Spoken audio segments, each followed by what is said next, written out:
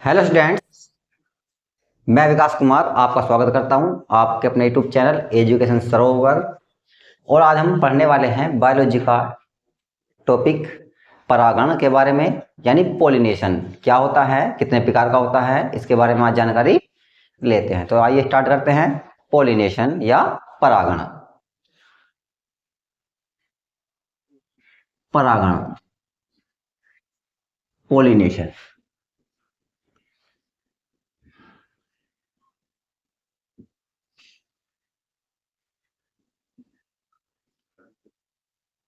तो परागण होता क्या है, देखिएगा।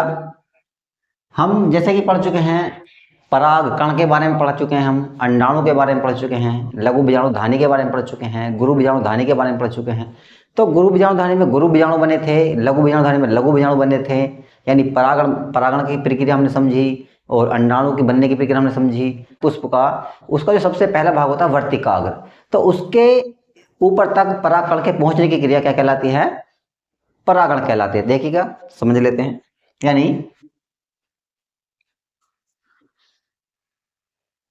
एक पुष्प है,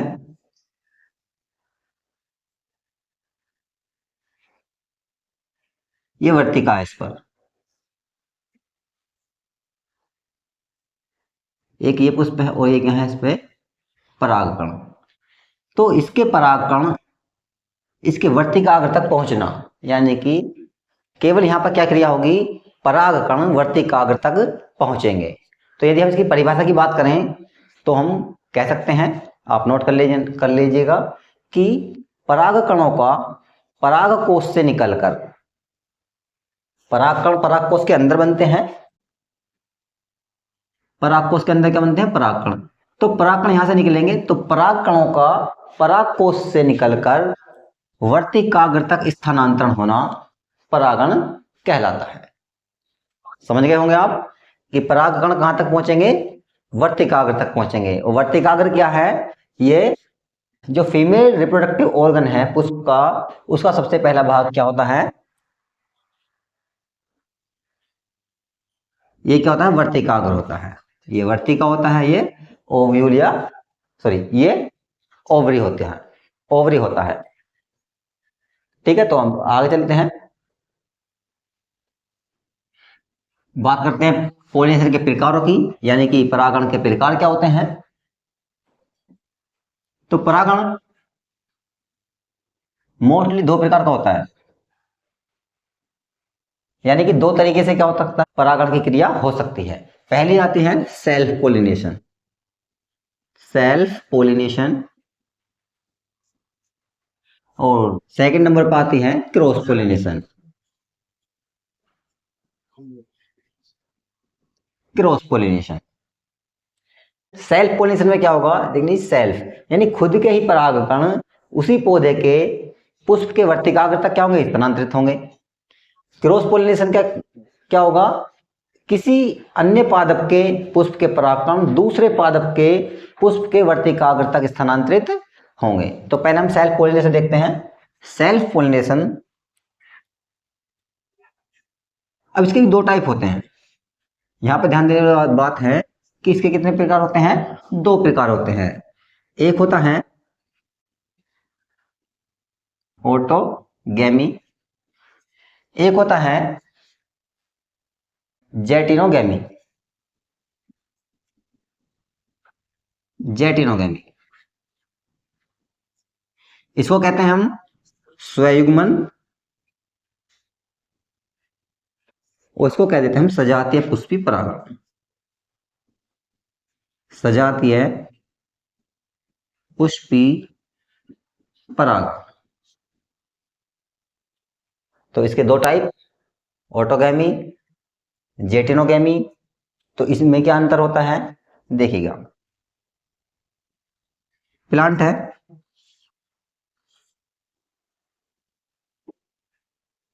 ये फ्लावर है, इसी फ्लावर पे क्या उपस्थित है, फीमेल रिप्रोडक्टिव ऑर्गन, और इसी पर उपस्थित है जो मेल रिप्रोडक्टिव ऑर्गन है वो। यानी हम बात करते हैं, ये है जायांग, ये है पुमंग। इसको हम स्त्रीकेसर, इसको पुंकेसर कहते हैं। तो देखिएगा ये दोनों जो पार्ट हैं फीमेल और मेल रिप्रोडक्टिव, दोनों पार्ट जो हैं फीमेल और मेल रिप्रोडक्टिव ऑर्गन एक ही पुष्प पर क्या है, एक ही पुष्प पर उपस्थित हैं। और इन पुष्पों में क्या है, इसी पुष्प का परागकण इसी पुष्प के वर्तिकाग्र तक क्या होगा, पहुंचेगा। तो इस क्रिया को कहेंगे हम स्वयंगुमन।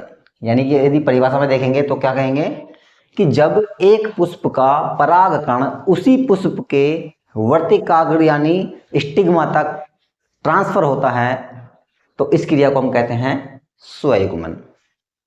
आसान है, समझ में आ गया होगा। यहां पे क्या होता है, अब सजातीय पुष्प परागण में क्या होता है, जैसे कि हम देख रहे हैं कि ये भी सेल्फ पोलिनेशन का ही एक पार्ट है। तो यहां पर देखिएगा, यहां पे एक पुष्प है।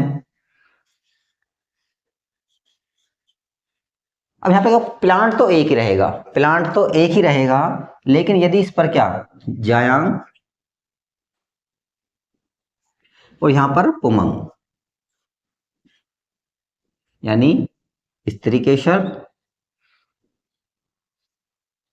और पुंकेसर। अब यहां पे क्या है, दोनों जो पार्ट हैं रिप्रोडक्टिव ऑर्गन हैं वो है तो एक ही प्लांट पर, लेकिन इनके पुष्प क्या हैं, अलग अलग हैं। ये अलग पुष्प पर है, ये अलग पुष्प पर है। तो जब ऐसा हो कि किसी पुष्प के परागकण उसी प्लांट के किसी अन्य पुष्प के स्टिग्मा तक क्या होते हैं, ट्रांसफर होते हैं, तो ये क्रिया कहलाती है सजातीय पुष्पी परागण। ठीक है। अब ये जो परागण है ये यदि हम देखें तो क्रियात्मक रूप से क्या होता है, पर परागण होता है, क्योंकि यहां पर क्या हुआ है, परागकण का ट्रांसफर एक पुष्प से दूसरे पुष्प पर हुआ है। तो यहां पर यदि हम क्रियात्मक रूप से देखेंगे तो ये क्या है, एक पर परागण या क्रॉस पोलिनेशन बोल सकते हैं। लेकिन जेनेटिक रूप से देखेंगे यानी अनुवांशिक रूप से देखेंगे तो ये क्या होता है, स्वपरागण ही होता है। तो इसको हम स्वपरागण में ही क्या करते हैं, पढ़ते हैं। तो स्वपरागण के दो पार्ट थे। अब देखते हैं कि स्वपरागण के लिए जो पुष्प होते हैं, जो पादप होते हैं वो कुछ एडेप्टेशन अपनाते हैं, कुछ अनुकूलता अपनाते हैं ताकि उनके अंदर क्या हो सके, स्वपरागण हो सके। तो उसको देखते हैं हम। देखिएगा adaptation in plant of self pollination.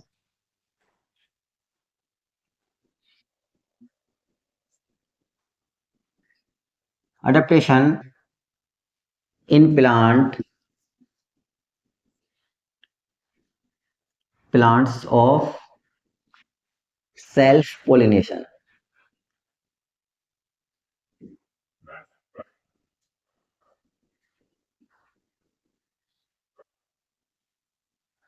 देखिए क्या होता है कि प्लांट जो होते हैं वो कुछ गतिविधियां अपनाते हैं जिससे उनके अंदर केवल क्या हो सके, सेल्फ पोलिनेशन हो सके। तो पहला है बाइसेक्सुअलिटी,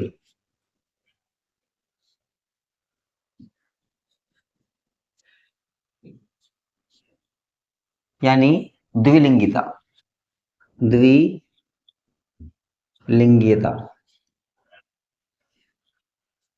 यानी यदि पौधे या पुष्प द्विलिंगी होंगे तो उनमें ज्यादातर चांस रहेंगे कि उनमें क्या हो, सेल्फ पोलिनेशन हो।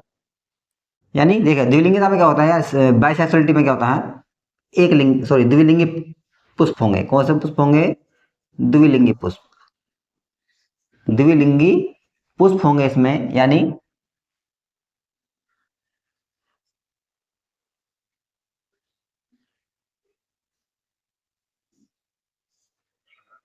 ये फूल हमने, ये पुष्प हमने बनाया था पिछली बार, ये द्विलिंगी पुष्प है।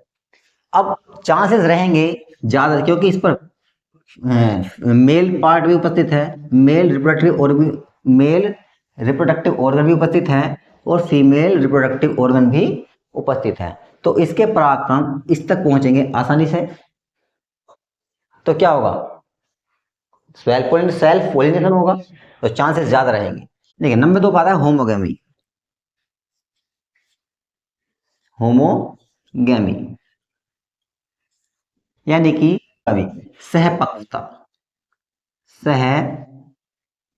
सहपक्वता या सहपरिपक्वन बोल सकते हैं इसको, यानी साथ साथ ही मैच्योर होना। यानी कि देखिएगा, यदि अभी मैंने पुष्प बनाया था, उस पर क्या होगा, यदि प्लांट का फीमेल पार्ट और मेल पार्ट साथ साथ ही मैच्योर हो रहा है, यानी कि उस पर परागकण और जो एग है वो साथ साथ यानी कि बन रहे हैं, या वर्तिका है उसकी मैच्योरिटी परागकण के साथ ही बढ़ रही है, तो क्या होगा, उनमें चांसेस रहेंगे अधिकतर की सेल्फ पोलिनेशन हो। तो ये क्या है, सहपक्वता, यानी कि साथ साथ परिपक्वन मेल और फीमेल रिप्रोडक्टिव ऑर्गन्स का। नंबर 3 पे आता है, ये 2 था, नंबर 3 बता क्लिस्टोगैमी।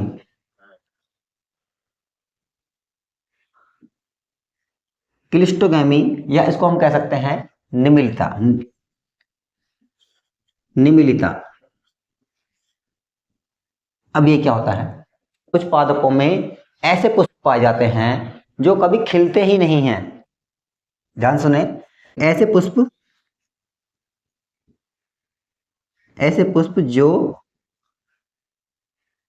कभी नहीं खिलते, कभी नहीं खिलते, उन्हें कहते हैं हम अनुन्मीलिय पुष्प, अनुन्मीलिय पुष्प। यानी ये क्या होंगे, कभी खिलते नहीं हैं, हमेशा बंद रहते हैं, और इनके परागकण इन्हीं की वर्तिका पर क्या होते हैं, स्थानांतरित होते हैं। तो यहाँ पर हमेशा क्या होगा, सेल्फ पोलिनेशन ही होता है। इसका एक बहुत अच्छा उदाहरण है कनकौआ या कोमेलिना, इसका उदाहरण है कोमेलिना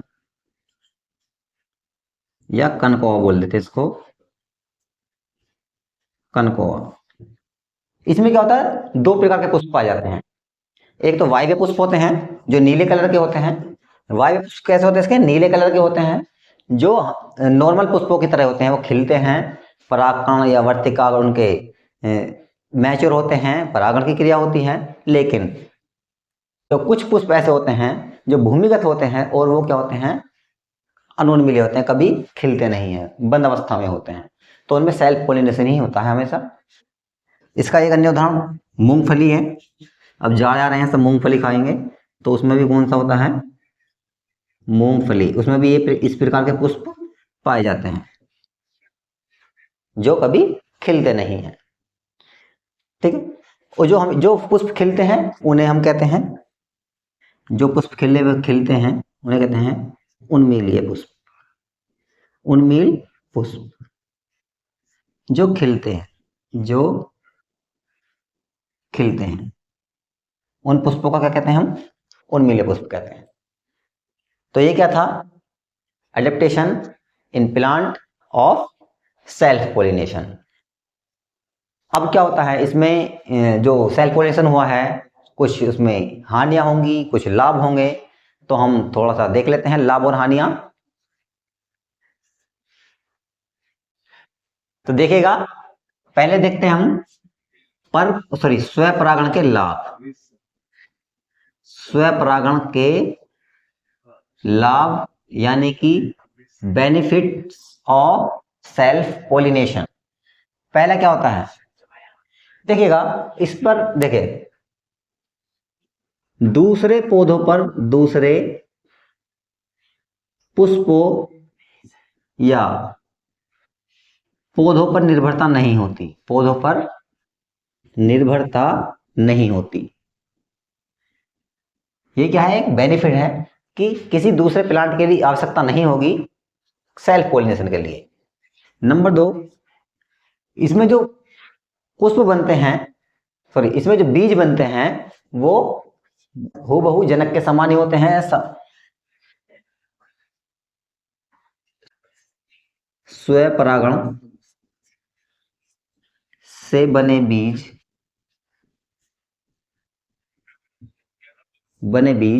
जनक के समान, जनक के समान गुण वाले होते हैं, गुणधर्म वाले होते हैं। यानी इसमें क्या होता है, जो क्वालिटी जनक प्लांट में थी सेम क्वालिटी इनकी संतति प्लांट में मिलेगी, कुछ भी अंतर नहीं होगा। देखिएगा आगे हम पढ़ेंगे क्रॉस पोलिनेशन, तो उसमें क्या होता है, पोलिनेशन के लिए किसी माध्यम की आवश्यकता होती है, लेकिन यहां पर किसी माध्यम की आवश्यकता नहीं होती है। तो लिख सकते हैं हम कि किसी माध्यम जैसे कीट,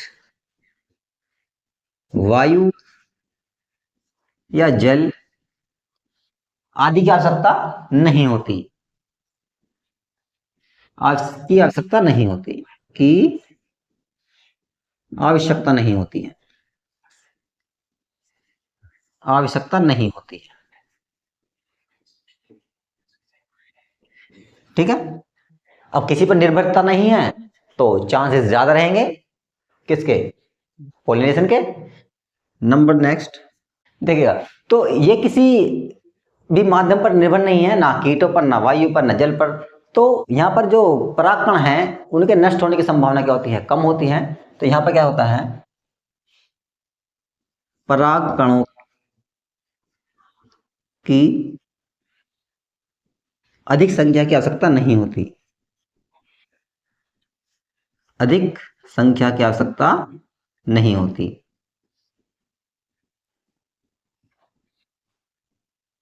आवश्यकता नहीं होती। और इसी का हम दूसरा रूप ये देख सकते हैं कि अधिक परागकण या परागकणों की नष्ट होने की संभावना कम होती है। इसी लाइन का यदि हम दूसरा परिवर्तित रूप देखें तो क्या कह सकते हैं कि परागकणों के नष्ट होने की संभावना कम होती है। तो ये थे इसके क्या बेनिफिट। स्वपरागण की कुछ हानियां होती हैं, देखते हैं आगे। स्वपरागण की हानियां,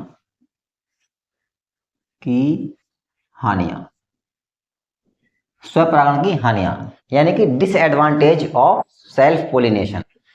कुछ लाभ हैं तो इसके साथ साथ कुछ हानियां भी होती हैं। जैसा कि अभी हमने बताया था कि इसमें कुछ वेरिएशन नहीं आता, बदलाव नहीं आता। जनक के समान ही क्या होते हैं, सारे गुण होते हैं, तो वो एक एडवांटेज भी है।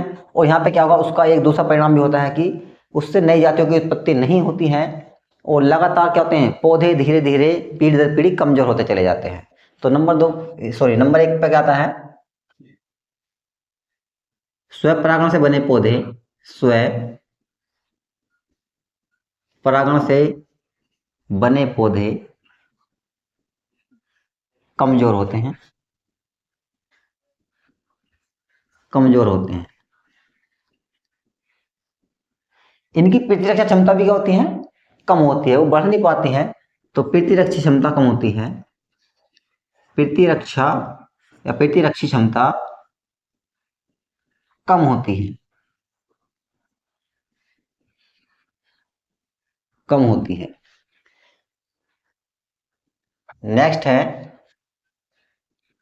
इन पादपों में क्या बनता है, जो स्वपरागण से बीज बनते हैं और उनको जब उगाया जाता है तो उन पादपों में बीजों की संख्या कम, यानी कि स्वपरागण से बने पौधों में बीजों की संख्या कम होती है। वो भार में भी कम होते हैं, भार में कम होते हैं, आकार भी कम छोटा होता है, आकार भी छोटा होता है। इन बीजों का आकार भी क्या होता है, छोटा होता है। नेक्स्ट है, स्वपरागण के द्वारा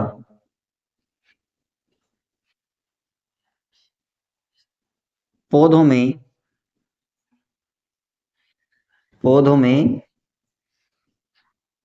कोई बदलाव नहीं आता,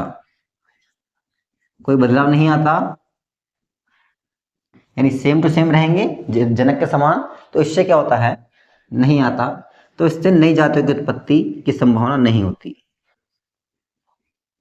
नई जातियों की उत्पत्ति की संभावना नहीं होती।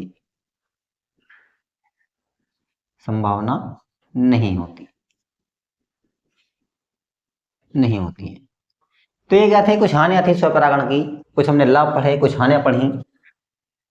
जैसे कि आपको यहाँ पर कोई ये नई जाति की उत्पत्ति और यहाँ पर स्वपरागण का क्या रिलेशन है, इसमें कुछ डाउट हो रहा होगा तो मैं आपको थोड़ा सा बता देता हूँ कि जैसे लैंगिक या सेक्सुअल रिप्रोडक्शन होता है, उसके अंदर डीएनए में कुछ वेरिएशन आता है। अलैंगिक जनन में वेरिएशन नहीं आता है, लेकिन लैंगिक जनन में वेरिएशन आता है। वो धीरे धीरे वो जो वेरिएशन इतना हो जाए लाखों या हजारों सालों बाद कि वो जो संतति थी वो बिल्कुल ही जनक से अलग हो जाए, तो उसी से क्या होती है, नई जाति की उत्पत्ति होती है। उसी का एक कारण है जो हमारे आसपास इतने जीव जंतु या पेड़ पौधे अलग अलग भिन्न भिन्न प्रकार के पाए जाते हैं। तो ये हमारा अलग टॉपिक है। तो मिलते हैं आपसे अगले वीडियो में। अब हम पढ़ेंगे अगली वीडियो में आप क्रॉस पोलिनेशन। तो बने रहिए हमारे यूट्यूब चैनल एजुकेशन सरोवर के साथ। Thank you.